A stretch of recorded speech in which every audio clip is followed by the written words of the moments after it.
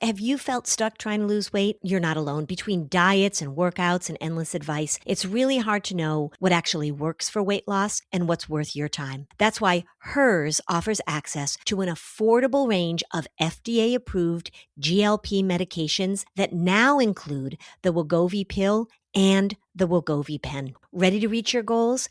Visit forhers.com/flusterclux to get personalized, affordable care that gets you. That's forhers.com/flusterclux.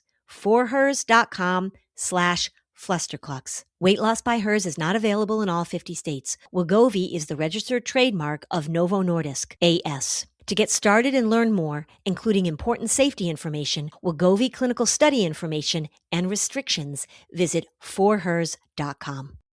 So I started hearing years ago about putting oil on your face and oil on your body. And I will tell you, at first I was like, what are they talking about? Putting oil on? I mean, I grew up using body oil to try and burn your skin, but putting oil on purpose to make your skin look better and feel better? Well, I'm a convert now, and I have tried many different brands. I have tried lots of different types of oil over the years. Osea's Undario Algae Body Oil is by far my favorite. I am not kidding. It is non-greasy. It absorbs very easily. It smells fantastic. It's silky. It's lightweight. I just love it. I get out of the shower. I put it on my arms, my legs. It is really just the best oil that I've tried, bar none. I use it every day. Osea has Undaria Algae Body Oil that is an Allure award-winning bestseller, and it's a bestseller for a reason. It is clinically shown to instantly improve the look of skin elasticity and deeply moisturize. It prevents visible signs of aging, and it gives a healthy looking and youthful glow to the skin. I love it. Osea's award-winning Undario Algae Body Oil is for skin that deserves more than lotion. And right now we have a special discount just for you. Get 10% off your first order site-wide with code FLUSTER at OseaMalibu.com. That's code FLUSTER at OSEAMalibu.com. Reassurance is you're not sick, you're fine, or if you're feeling uncomfortable, we'll sit in the back of the church so that you can leave if you need to. Everything's fine. You're not going to throw up. You're fine. That's reassurance. That's what I don't want the mom to do. Modeling, great. Reassurance, you're fine. Not great. Welcome to Season 8 of Flusterclux with Lynn Lyons, where we talk about managing worry, anxiety, and all the other emotions too. I'm Lynn Lyons. I'm an anxiety expert, author, speaker, and mom. I've been a therapist for 35 years, and I'm still in the trenches with families, helping them navigate daily struggles and big problems. Parenting can be a flusterclux, but we tackle the serious stuff without being too serious. I'm Robin. I'm Lynn's sister-in-law and co-host, and I'm here to ask your questions. And I'm Ed, the producer of Flusterclux. And my brother. And my husband. Anxiety is a family problem with a family solution. Hi, Lynn. Hi, Robin. What's going on? Not much. It's summertime. Very, very excited for it. Ready for play, man. You always say May is the toughest month for most families, and that's why it's conveniently mental health month too. Probably. But it is funny. We live in Boston, and it is the most beautiful month in Boston other than October. Mm-hmm. But it's so draining. All the end of the year stuff, all of the commitments. I'm ready for some rest. Yeah. And you know me, so we've already started hiking up mountains. And so I just am so happy to put on my shoes and hike up those mountains. I love it. Yeah. I did an Instagram post, and it was sort of my ongoing theme of people are trying to do these tools and techniques, but you really have to look at the bigger skill we're teaching is how do you react and respond to the worry when it shows up. And so I made a list. I said, look, you can try the candy, you can try the ice cubes, you can try the breathing, you can try the heavy blanket, but really here's what you have to do. So somebody put in the comment, in order to calm your child down, right? That's what people want to do. And they want to make them feel better. So the sour candy thing I've talked about before, Michaela Schifrin says that she has sour candy in the starting gate. But we do all of these things. And I get it. I totally get it. Like you're just trying to find a shortcut. Yeah. In the middle of the explosion, you're just trying to throw something at the situation that's going to calm it down. And that's all fine, but it just is not going to solve the problem. So that's what my Instagram post was about. Many of you have probably seen it. But the comment that was so funny to me is that I said sour candy, but then I said hard candy and ice cubes. And somebody put in the comments, I wouldn't give hard candy or ice cubes to an anxious child because that's a choking hazard. And I thought, well, there you go. But you weren't recommending them as like the tool. No. I was saying this is what people do, is that they give sour candy and hard ice cubes, like holding ice cubes, not sucking on ice cubes. But I was just sort of giving my list of things that people try and do, fidget spinners and blah, blah, blah, blah, blah. And then you wrote back and you said, but grapes and hot dogs are okay. Yeah, that's what I should put. Yeah. But also it just made me laugh because when we're talking about having kids hold ice cubes for one, like we're not having a rash of anxious kids choking during their ice cube or sour candy interventions. Like that is not a scourge that we're dealing with, but it was just funny. And maybe the person was just trying to be funny. I don't know. But when I saw that comment, I got a kick out of it. So we have some listener questions today. They are not about sour candy. Okay. So one listener was asking, when is it time to put kids on meds? We're not going to talk about that today because we have two good resources. I think the most important resource is we just recently replayed your mentor, Michael Yapko, and a conversation that we had with him. He's such a brilliant guy, and I want to give you the chance to put into context just what a badass he is in the field. But he really talks about the research on medication. It's a little bit more for adults, what he's talking about it. But then we also did an episode on what you should know about anxiety medication and your kids back in September of 2021. Yep. Tell us about Michael Yapko so that people know who they're listening to. Michael, I've known Michael for over 30 years now. He was the person that after I went through school and started my practice, I met him when I was super young, just per chance, went to a training with him, listening to him. It was like a 4-day training. I thought, oh my gosh, like this guy, it made so much sense to me. He's the person who taught me how to use how questions. That's his stuff, right? Instead of asking why, ask how. He's the person who has helped me as a clinician target what the treatment goals are. It is skill building. He's the person, just quite frankly, has taught me how to cut through the bullshit and to just figure out what do people need to know how to do in order to recover from depression. And then his specialty is depression. I took a lot of what he taught me and applied it to anxiety disorders, of course. But he's like an encyclopedia of the research. He is so well informed. He is so solid. He's the person who, during all of that satanic abuse stuff that was going on early in my career, the late 80s and 90s, there was just a great article about that. We can link that in the show notes. But he's the one that was saying, like, wait a second, this is nonsense. He got tarred and feathered at the time, and he was right. It was nonsense. You've listened to me for a while. I'm calling out the nonsense, and I'm just sort of like, really? Or is this really make sense? Or is this really what we need to be doing? He is the person who taught me how to do that and has given me permission to do that for 35 years. So I am extraordinarily grateful to him. He's just amazing. But even beyond your relationship, his stance within the mental health field. Yeah. Because he's been doing this a while, over 50 years. Everyone should know who he is. And not a lot of people do, I would say. People in the field know about him, but he has just absolutely been the voice of reason in the mental health field for decades. And his research and his position on how to help people with depression, his absolutely solid take on looking at things through a social lens, depression as a socially driven disorder, is just phenomenal, just a trailblazer. And he gets a lot of pushback. He does. But he's amazing. So as a layperson, that episode, I remember describing like everything he said was just like one mic drop after another. Mm-hmm. I would really recommend if you have a long car ride where you can listen to it and then listen to it again like a month later because there's so much information in it. I personally learned a few things that have completely changed my view of how I want to manage my own moods, how I am a supporter of my family and friends in terms of his advice on depression and thinking about your life, thinking about your choices. I just think he's brilliant. Yeah, he is brilliant. So if you want to hear some really straight talk on meds, and again, he is incredibly informed. When you are listening to what he's saying, it is all backed up by research, by the science. He's not messing around. He's just brilliant, as solid as they come. So you want to hear about antidepressants? Listen to what Michael has to say.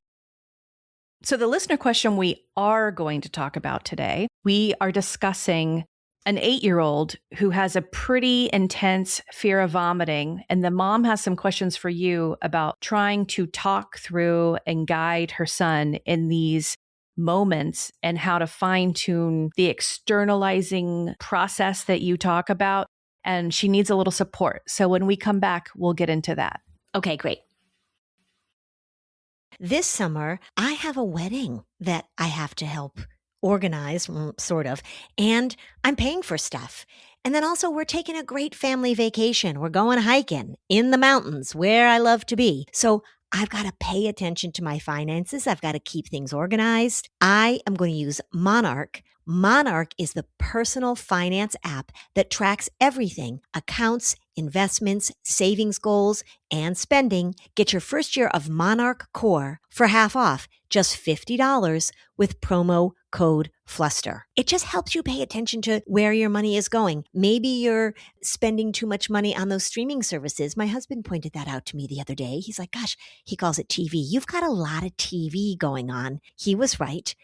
What are you going to do to take care of the mental load of tracking your finances? Isn't it easier to just know that Monarch is going to take care of all those details for you? You can ask Monarch's AI assistant anything about your finances. You can say, hey, how much did I spend on travel last summer? Can I afford this vacation without touching my savings? You can also get a heads up on what's happening with your money with the AI weekly recap. It flags spending spikes, net worth shifts, and those upcoming expenses.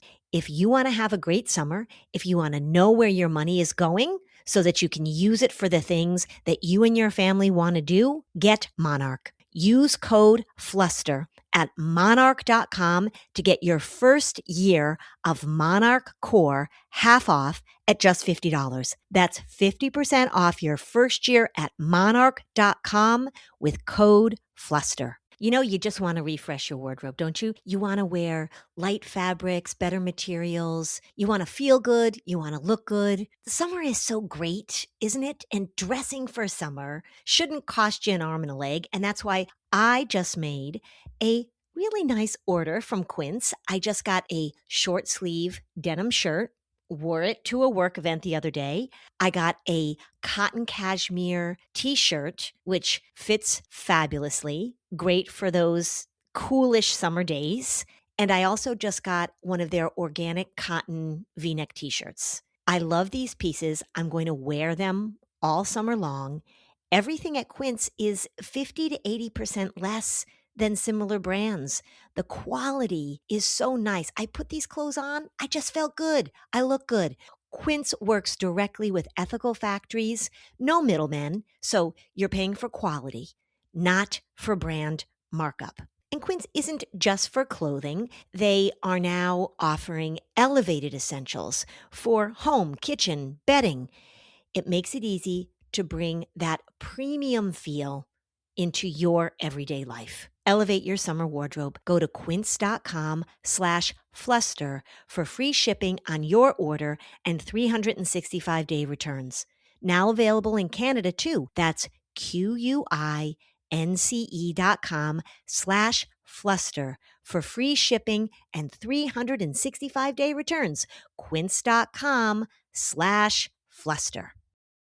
This episode is brought to you by Google Health. Stop chasing someone else's definition of health. What matters is what's healthy for you. Google Health offers a new kind of coach built with Gemini for effortless tracking, sleep insights, and holistic coaching tailored to you. Visit googlestore.com to learn more and start a new relationship with your health. Requires Google account, Google Health app, internet, and Google Health premium subscription. Features subject to change. Availability and results vary. Not intended for medical purposes. Works independently of Gemini apps. Check responses for accuracy.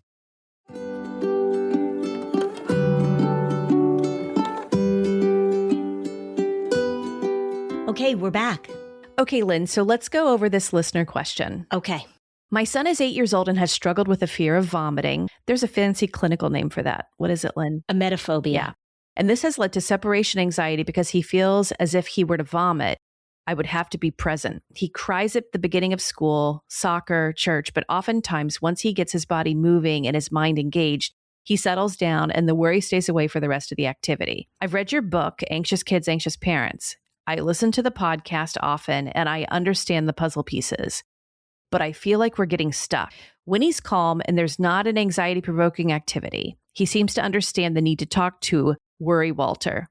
I love that. That's adorable. He seems to understand why we need to step into uncomfortable situations. He seems to understand that he needs to be bold and confident and that he can beat this. But when the moment comes, I can sense that he is getting scared because his breathing pattern changes. I encourage him to start to talk to Walter, and he starts to say, I can't repeatedly. And he says, I don't know what to say. And I've given him plenty of examples in the past, but I sense that he's looking for reassurance from me so that I will talk to Ray Walter for him, which coaches him through this, which I know is a crutch. Sometimes I coach him through it, but sometimes he gets to a place where he flips his lid and the emotion takes over and it's like he can no longer hear me. His amygdala is sounding the alarm so loudly that he's lost control of his thinking brain. I feel like pushing him through the anxiety-provoking experience is not retraining the amygdala because he's not approaching it with a willing, confident mindset. Any thoughts on what I can do? Okay, first of all, you're way ahead of the game, Mom. You're doing so many things right. The reason I like this question is because this is sort of like a tweaking question. So instead of somebody saying like, I'm giving him sour candy and he's holding ice cubes, but we're not getting anywhere. She's like, we've externalized the worry. I'm coaching him when he needs to be coached. He's engaging in activities. You are so far down the path, which is terrific. I just love that. The other thing too, just me being a little picky, is that we don't need to keep adding these diagnostic labels. So she says, and she's just using the diagnosis as a way that I do. It's just a descriptor of what's going on. So she says he has a fear of throwing up, emetophobia, which has led to separation anxiety. No, it's all the same thing, right? The reason he doesn't want to be away from you is because he's afraid he's going to throw up and he needs you to be his security blanket. So we don't have to add more diagnoses onto them. There are times when I'm doing a consult or talking to a school and they've got like a list of 7 diagnoses that they've accumulated. Okay, so he's got this fear of vomiting, which is driving a lot of his behavior. You've done the right thing is that you've externalized the worry and given it a name, Walter, again, so cute. And you have helped him understand that we are not going to put Walter in charge. Walter shows up, tells him a story. What's the story? The story is this catastrophic, this is an emergency. What if you throw up? This is the worst thing ever. And he feels really scared about it. It fires up his amygdala, which gets his body going, et cetera, et cetera, et cetera. The thing about this is that we love it. Wouldn't it be great if this little guy was like, oh, hello, Walter, you're bossing me around. I am not going to buy into this, and I'm going to go into my soccer practice with a positive attitude. That would be great. And I love when that happens because then those are the cases that I talk about. Like, look, what happened? But very often it's a process. And just because he's freaking out as he's entering the activity doesn't mean that you're not retraining his brain and his body, because the key is, it sounds like, Mom, that you're actually having him do the activity. And then once he gets into the activity, then his brain and body figure out that he can handle school, he can handle church, he can handle soccer practice.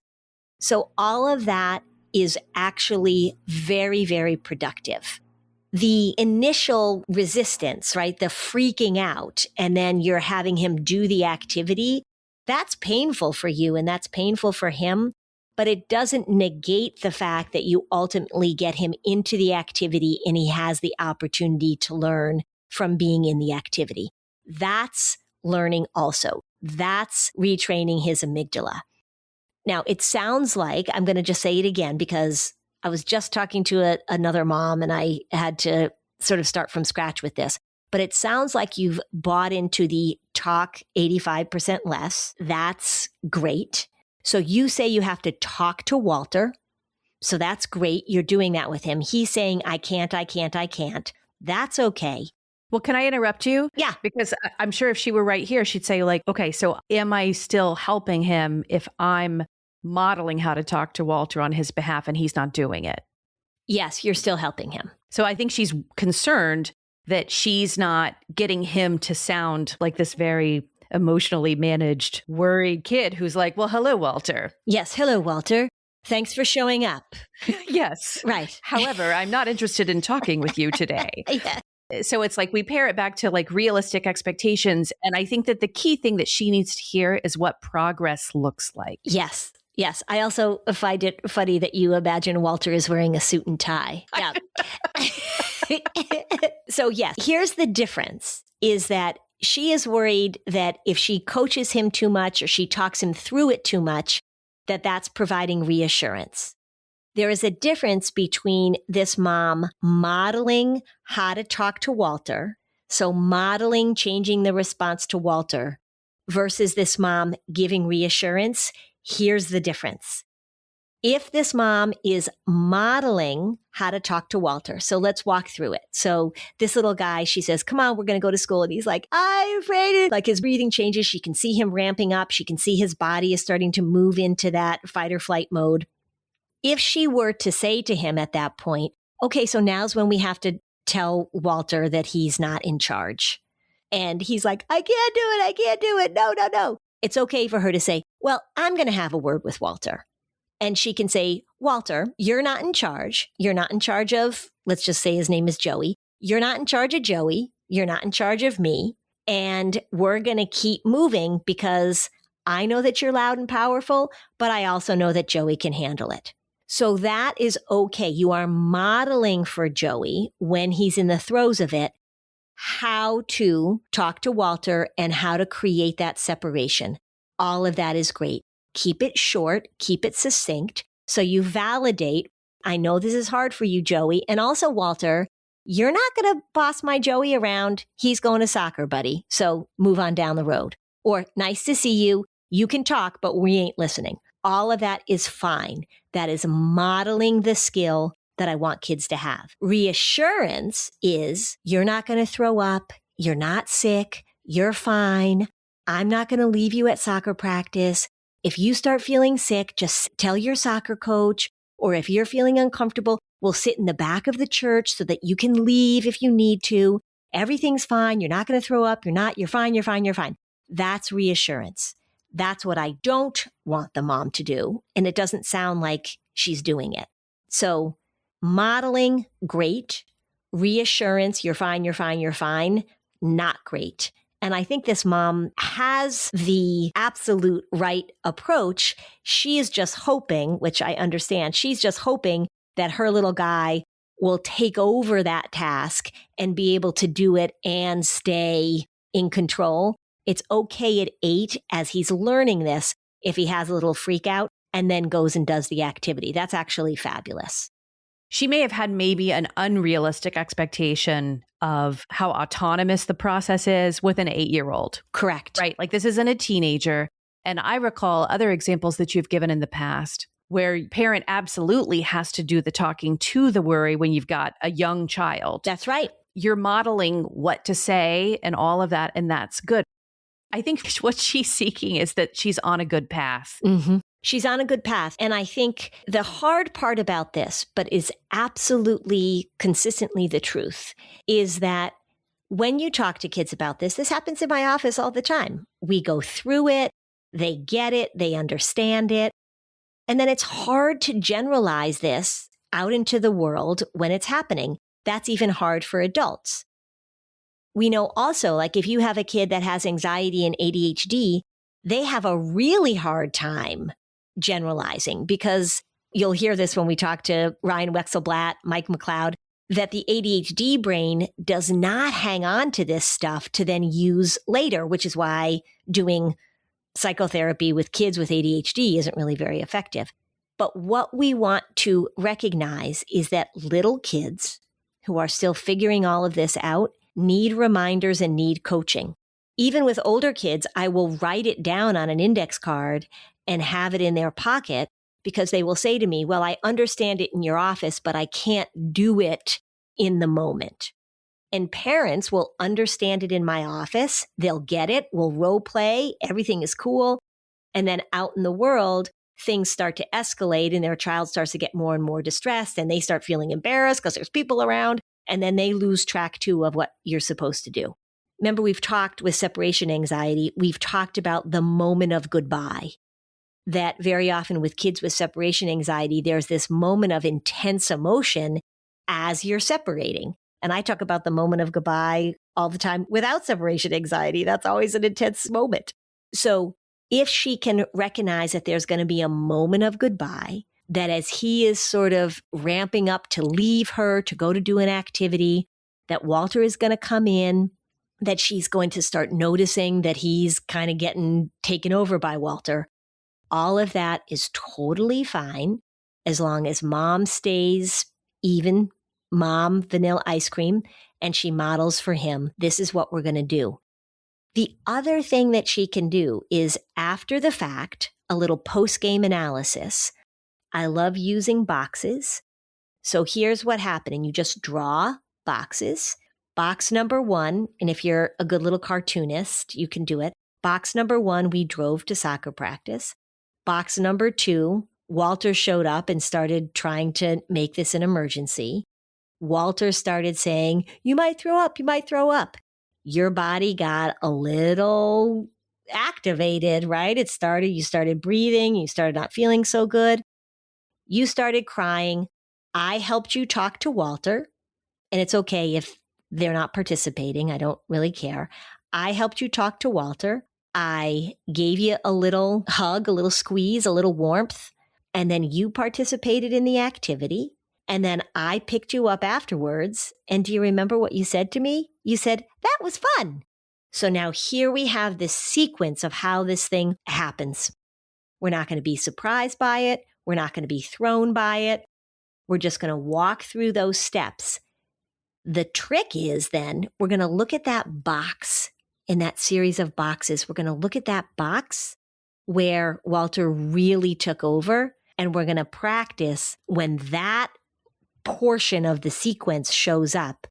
We're going to practice saying, we know this box, don't we?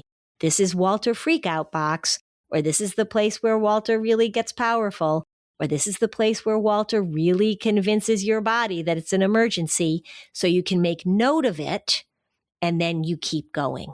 So you've mentioned the box episode before, but some people are visual learners like me. If that first box is showing the mom and Joey driving to soccer practice, and then the rest of it is that somewhat predictable sequence, I think it would be very powerful to, above that box, create all the other boxes for church, soccer practice, etc., so that Joey and the parent really understands this is what a pattern is. Because that first box is the content, and you always want to get people thinking beyond the content.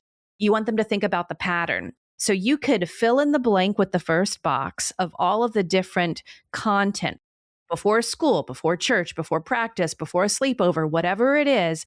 But the process is actually ultimately the same. That's also very helpful for adults to finally get the difference between content and process. Right. Yep. That's fabulous. That is such a great illustration. I mean, I like the boxes because it gives you a visual, but that's such a great illustration of the first box is going to be whatever the event is. And then the boxes after that are what the pattern are. And then the other thing that I do too is, so we write the pattern of how it shows up, and then he ends up going to soccer practice or church or whatever.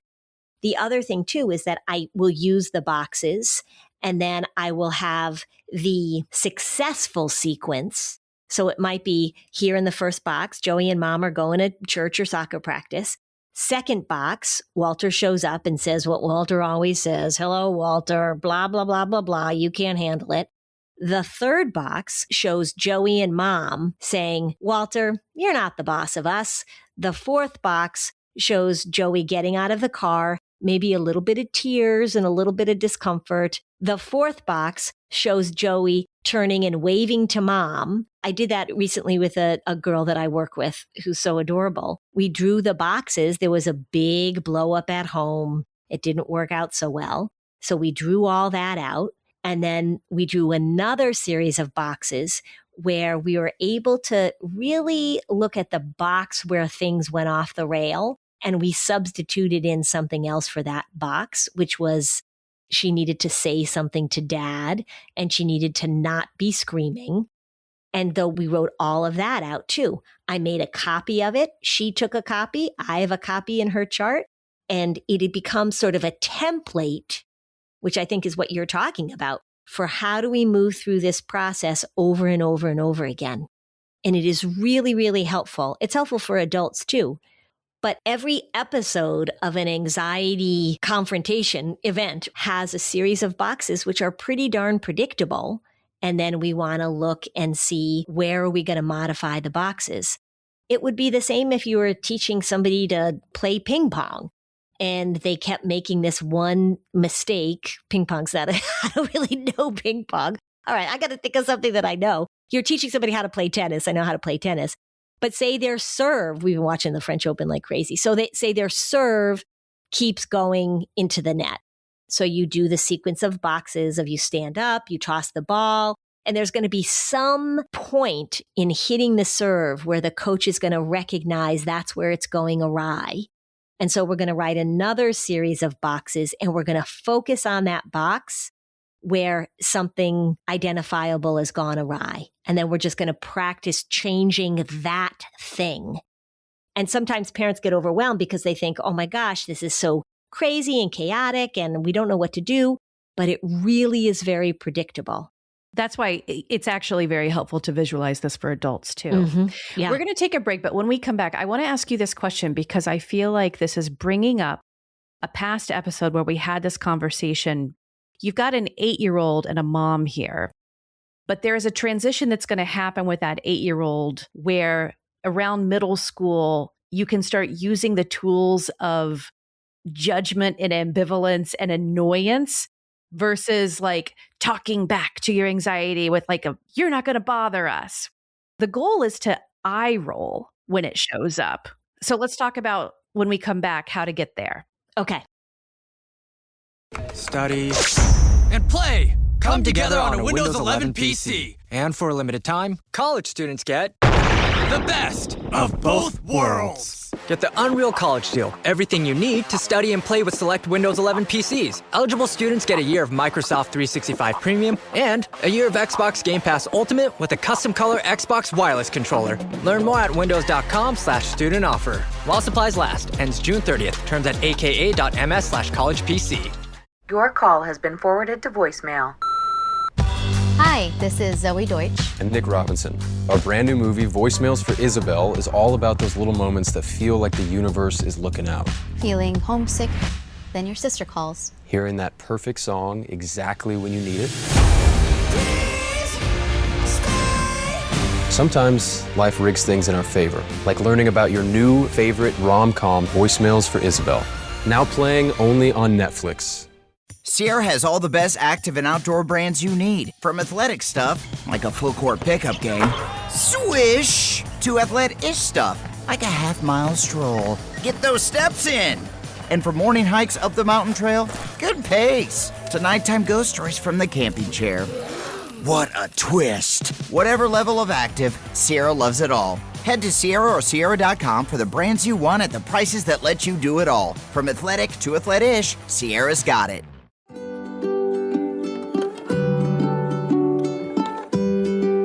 Okay, so now back to the show.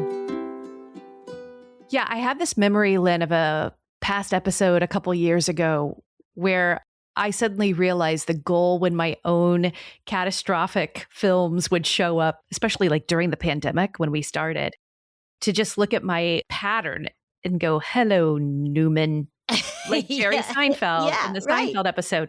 Like, you want to be annoyed that Walter showed up, not afraid. You want to be annoyed. And I think that it's really important to remember, as you've explained, Walter will always show up the rest of our lives. Walter never, ever goes away, but what changes and evolves is the response when Walter shows up. Exactly. And what also changes and evolves is recognizing that Walter isn't as powerful, isn't as scary, isn't as dictatorial as kids are led to believe, both by their own experience and sometimes by the experience of the anxious people around them.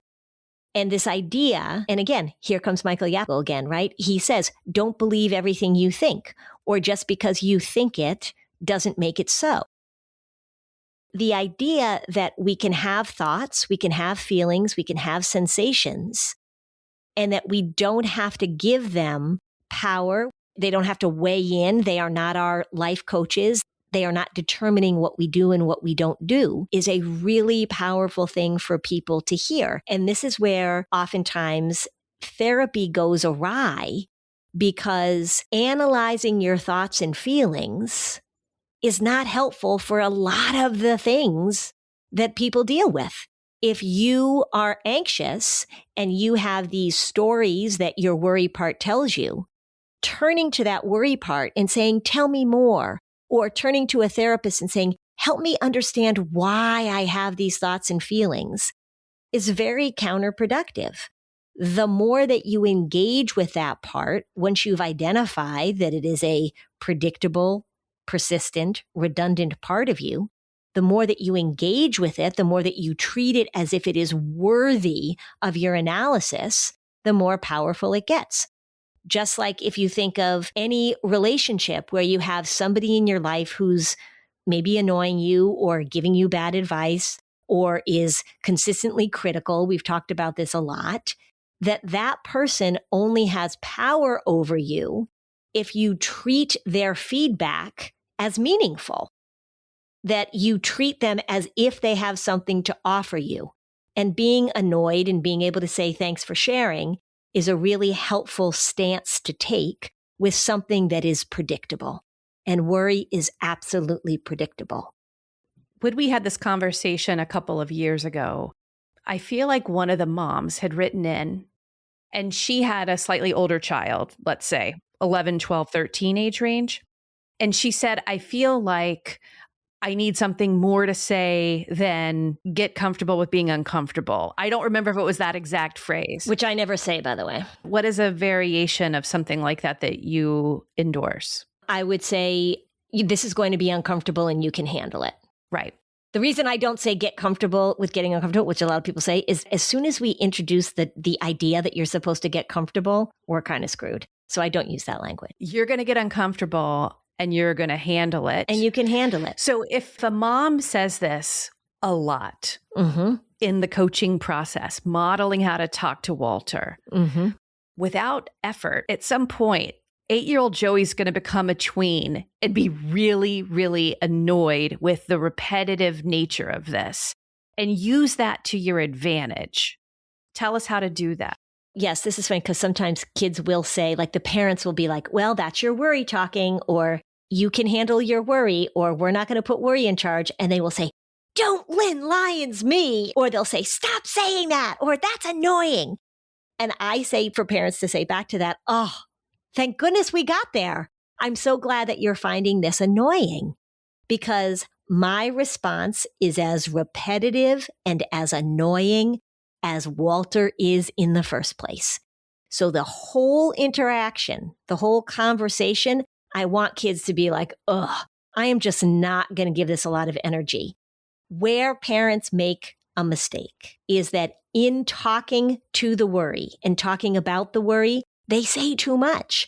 And they say, look, this is the pattern that you get into. And if we want to get rid of the pattern, then you have to engage and I want you to blah, blah, blah, blah, blah. All you have to say is, oh, hi, worry, nice to see you. Or that's your worry talking, I'm not putting it in charge. I love you. Let's get moving. You're so nice. I don't know that I'd be so nice to Walter. Yeah, well, sometimes I'm nice.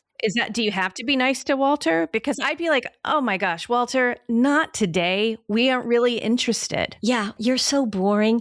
It often depends on the personality of the kid that I'm working with, because there are some kids that are so sweet that they don't want to be mean to Walter because they're like, oh, poor Walter. He's just worried, right? I get it. They're like, it's okay, Walter.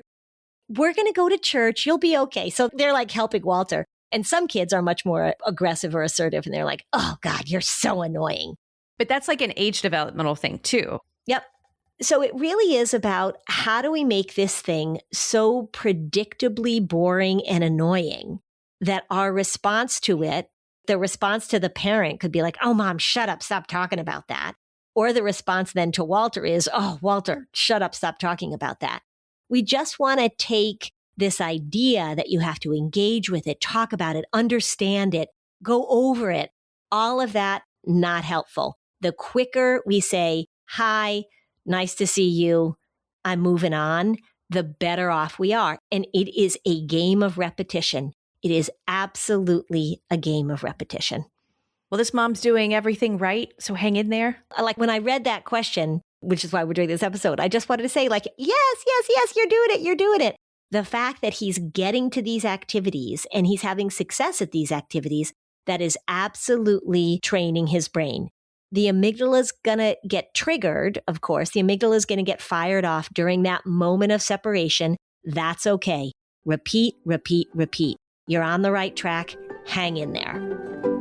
Thanks for listening. And if you found this podcast helpful, please give us a 5-star review on Apple Podcasts. It helps other people find this information. And if you'd like to dig deeper on any of these topics, we have specialized playlists on our Spotify profile, and the link is in the show notes. Topics like teens, depression, and OCD. Bye, Lynn. Bye, Robin.